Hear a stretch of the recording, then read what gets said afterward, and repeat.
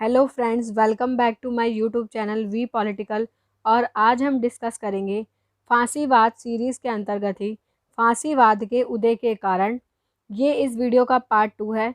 अगर आपके एग्ज़ाम में फांसीवाद से रिलेटेड कोई भी क्वेश्चन आए तो आप इस वीडियो का पार्ट 1 और पार्ट 2 देखकर पूरा फांसीवाद पढ़ सकते हैं। बहुत ही अच्छे से प्रिपेयर किया गया टॉपिक है।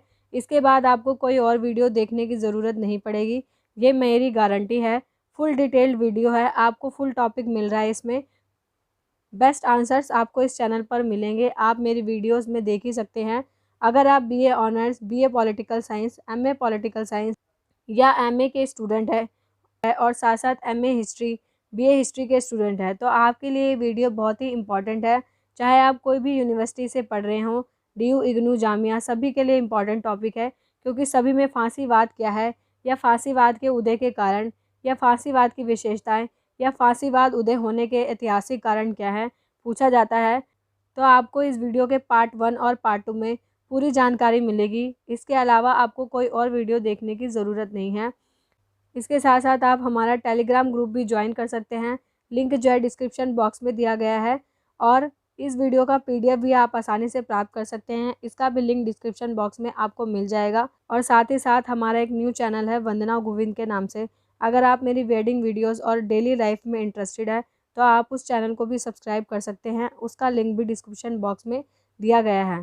ठीक है, और अगर आपको मेरी वीडियोज़ अच्छी लगती हैं तो प्लीज़ लाइक, शेयर, सब्सक्राइब ज़रूर करें, ताकि मैं मोटिवेट हूँ और आपके लिए ऐसे ही new videos time to time लाती रहूँ। अब हम देखते हैं हमें इस वीडियो के अंतर्गत क्या क्या पढ़ना है। जैसा कि आप जानते हैं कि पार्ट 1 के अंतर्गत हम फांसीवाद की भूमिका, फांसीवाद का अर्थ, फांसीवाद के प्रमुख सिद्धांत या विशेषताएं क्या हैं, और इटली की स्थिति क्या थी प्रथम विश्व युद्ध की समाप्ति से पहले की, और ऐतिहासिक पृष्ठभूमि जिसके कारण फांसीवाद का उदय हुआ, ये पढ़ चुके हैं। इस वीडियो में हम मोस्ट इम्पॉर्टेंट टॉपिक्स पढ़ेंगे आगे के।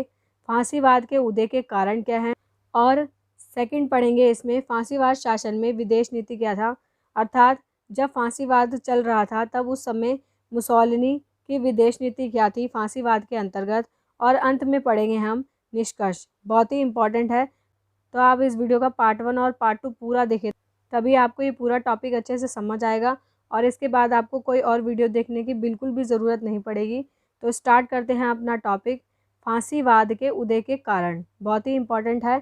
मुसोलिनी ने एक स्थान पर फांसीवाद की परिभाषा देते हुए कहा था कि फांसीवाद क्या है, संगठित केंद्रीयकृत सत्तावादी लोकतंत्र है। अर्थात संगठित है, केंद्रीयकृत है, केंद्र में है, शक्तिशाली है, सत्तावादी है और लोकतंत्र है। प्रथम विश्व युद्ध के पश्चात फांसीवाद के उदय के निम्न कारण हैं। फांसीवाद के उदय का हम महत्वपूर्ण कारण पढ़ चुके हैं, जो ऐतिहासिक कारण रहा पार्ट 1 में। अब हम पढ़ेंगे इसके अन्य महत्वपूर्ण कारण कौन से हैं। सबसे पहले है जनतंत्र की असफलता।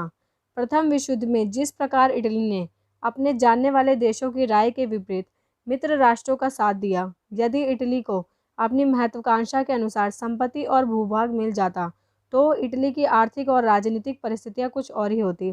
अर्थात जो प्रथम विश्व युद्ध हुआ था उसमें हम जानते हैं कि इटली ने मित्र राष्ट्रों का साथ दिया और इटली चाहता था कि उसे उसकी महत्वाकांक्षा के अनुसार सभी चीज़ें प्राप्त हो, परंतु उसे अपनी इच्छा अनुसार संपत्ति और भूभाग नहीं मिला, जिसके कारण उसकी स्थिति विपरीत हो गई। अल्बानिया पर कब्जा, अफ्रीका के जर्मन साम्राज्य को हथियाने की इच्छा पूर्ण न हो पाने के कारण इटली के जनमानस में प्रजातांत्रिक शासन प्रणाली के प्रति अविश्वास हो गया था। कहने का अर्थ यह है, इटली की बहुत सारी इच्छाएं जो है पूर्ण ना हो पाने के कारण क्या हुआ कि जो इटली का जनमानस है उसमें प्रजातांत्रिक जो शासन है उसके प्रति अविश्वास उत्पन्न हो गया था। इसके पश्चात 1919 के शांति समझौते में जनता की भावनाओं को उनके अनुसार प्राप्त न हो पाने के कारण ही जनता का वहाँ की सरकार के प्रति विद्रोह उभरा है। दुकानदार, उपभोक्ता वर्ग, पूंजीपति वर्ग सभी सरकार से नाराज़ हो गए। बेरोजगारी की स्थिति बन गई, अर्थात बेरोजगारी अत्यधिक बढ़ गई। इस समय मुसोलिनी एवं उसका फासिस्ट संगठन ही जनता में आशा की किरण के रूप में दिखाई देने लगा। जो मुसोलिनी है और उसका फासिस्ट संगठन ही जो है जनता में आशा की किरण के रूप में दिखाई देने लगा था। लोगों को सरकार पर विश्वास न होकर मुसोलिनी और उसके फासिस्ट संगठन पर विश्वास होने लगा कि ये जो है हमें खोई हुई प्रतिष्ठा वापस दिलाएगा। दूसरा है वर्साई की संधि से उत्पन्न निराशा। प्रथम विश्व युद्ध के पश्चात वर्साई की संधि में इटली के स्वप्न धूमिल हो गए। इटली ने मित्र राष्ट्रों का साथ जिस उद्देश्य से दिया था वह उद्देश्य सफल नहीं हो सका। वह चाहता था कि मित्र राष्ट्र उन्हें भूभाग देंगे, संपत्ति देंगे, जो उन्हें प्राप्त नहीं हुआ, और ऑस्ट्रेलिया तथा अफ्रीका में इटली अपने साम्राज्य का समुचित विकास नहीं कर पाया। फांसीवाद के उदय का यह भी एक महत्वपूर्ण कारण है। अब हम पढ़ते हैं इसके अन्य कारण। मुसोलिनी नेता के रूप में मुसोलिनी का स्वयं का व्यक्तित्व भी फांसीवाद के उदय का एक प्रमुख कारण है। मुसोलिनी का व्यक्तित्व जो है बहुत ही महत्वपूर्ण भूमिका रखता है फांसीवाद के उदय में। इटली का शासन तंत्र कुव्यवस्थाओं के कारण चरमरा गया था। वहाँ की कुव्यवस्थाओं के कारण इटली का शासन चरमरा गया था। उसी समय मुसोलिनी एक उग्र नेता के रूप में उभर कर सामने आया। मुसोलिनी क्या आया? उग्र नेता के रूप में उभर कर सामने आया। वह एक व्यवहारवादी व्यक्ति था। व्यवहार में ज़्यादा विश्वास करता था, अर्थात कोई भी कार्य करने में प्रैक्टिकल रूप में ज़्यादा विश्वास करता था। उसकी कथनी और करनी में फ़र्क नहीं रहता था। जो वह कहता था वही करता था। वह इटली को सबसे अधिक शक्तिशाली राष्ट्र के रूप में देखना चाहता था। मुसोलिनी ने 2 नारे दिए। मुसोलिनी हमेशा सही होता है, उसके आदेशों का पालन करना चाहिए। अर्थात मुसोलिनी का नेता के रूप में व्यक्तित्व जो है, यह भी फांसीवाद के उदय का महत्वपूर्ण कारण है। अब हम पढ़ेंगे नेक्स्ट कारण, मुसोलिनी का आतंकवादी अभियान। प्रथम विश्व युद्ध के पश्चात इटली की अर्थव्यवस्था, सैनिक व्यवस्था, राजनीतिक व्यवस्था सभी क्षतिग्रस्त हो गई। बहुत ही बुरी तरह से क्षतिग्रस्त हो गई थी इटली की अर्थव्यवस्था। सन 1921 में अनकही अराजकता की स्थिति पैदा हुई। अनकही अराजकता पैदा हो गई 1921 में। मुसोलिनी की राज्य का मुखिया बनने की इच्छा तथा आतंकवादी प्रवृत्ति के सामने समाजवादियों ने घुटने टेक दिए। जो समाजवादी नेता थे वहाँ के, उन्होंने भी घुटने टेक दिए। रक्तपात और गृहयुद्ध से बचने के लिए उन्होंने बहुमत होने के बावजूद मुसोलिनी को इटली का प्रधानमंत्री चुना था। अर्थात मुसोलिनी जो है राज्य का मुखिया बनने के लिए अत्यधिक आकर्षित था। वहाँ पर अराजकता, आतंकवाद का माहौल फैल गया, जिसके कारण जो समाजवादी सरकार थी, बहुमत होने के बावजूद भी मुसोलिनी को इटली का प्रधानमंत्री चुना गया था। ठीक है, अब हम पढ़ते हैं इसका नेक्स्ट पॉइंट, इटली में साम्यवाद का प्रभाव। प्रथम विश्व युद्ध के पश्चात समाजवादी सरकार ने साम्यवादी नीतियों पर चलने का निर्णय किया कि सरकार जो है साम्यवादी नीतियों पर चलेगी, जो पूंजीपति और जमींदारों के लिए खतरा बन सकते थे। दूसरी बात, अन्य वर्ग भी तत्कालीन शासन से संतुष्ट नहीं था। जो वहाँ की शासन व्यवस्था थी उससे कोई भी संतुष्ट नहीं था। सभी वर्गों ने मिलकर फांसीवाद का साथ दिया, जिसके कारण फांसीवाद का उदय हुआ।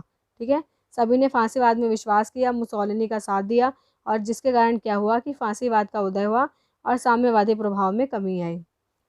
अब हम पढ़ते हैं आगे, फांसीवादी शासन में विदेश नीति। अर्थात जो फांसीवादी शासन था उसमें विदेश नीति कैसी थी।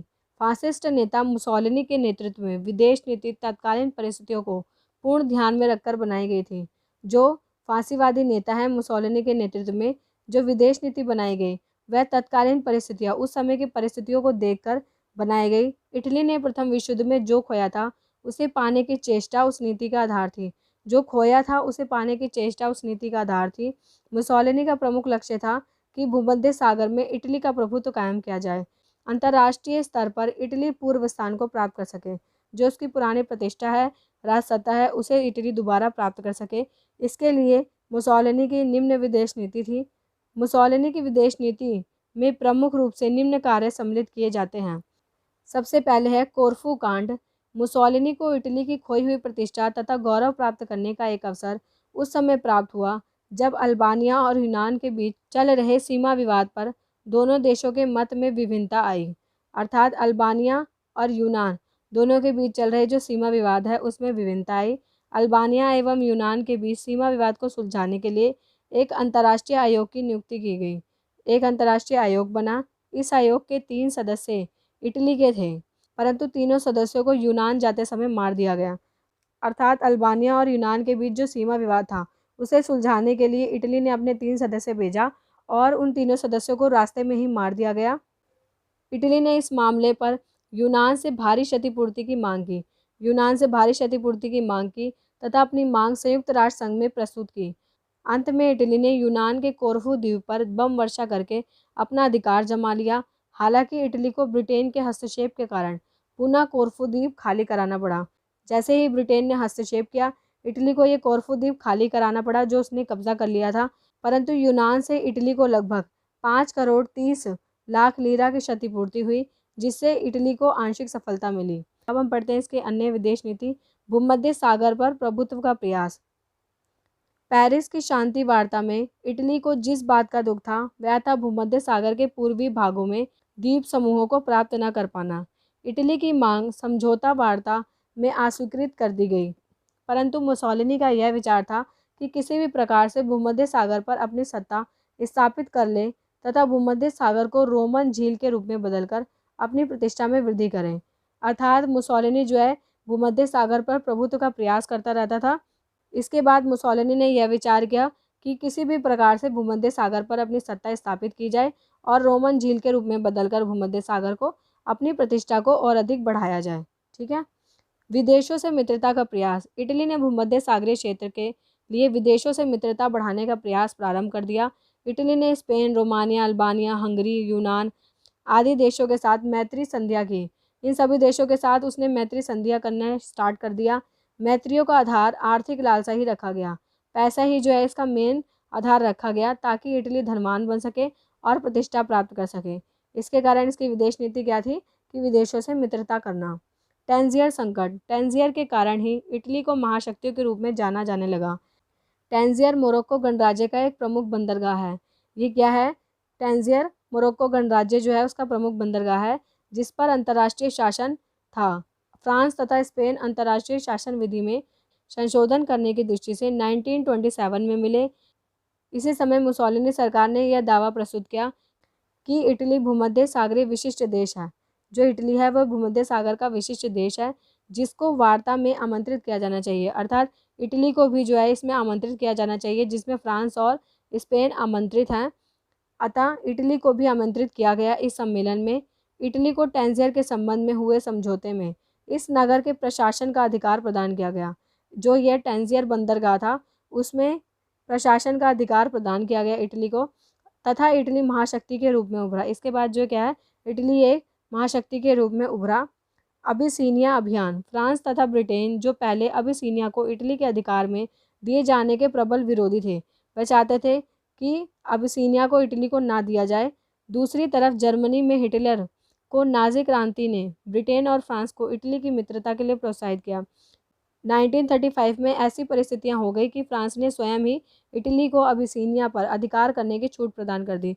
अर्थात फ्रांस और ब्रिटेन जो इसके विरुद्ध में थे उन्होंने खुद ही इटली को अबिसिनिया पर अधिकार करने की छूट प्रदान कर दी। ठीक है। अब हम पढ़ते हैं इस टॉपिक का निष्कर्ष जो बहुत ही इंपॉर्टेंट है। फांसीवाद का जन्म हमें जैसे पता ही है इटली में हुआ है तथा मुसोलिनी फांसीवाद के जन्मदाता के रूप में जाने गए हैं। किसे जाना गया फांसीवाद के जन्मदाता के रूप में? मुसोलिनी को।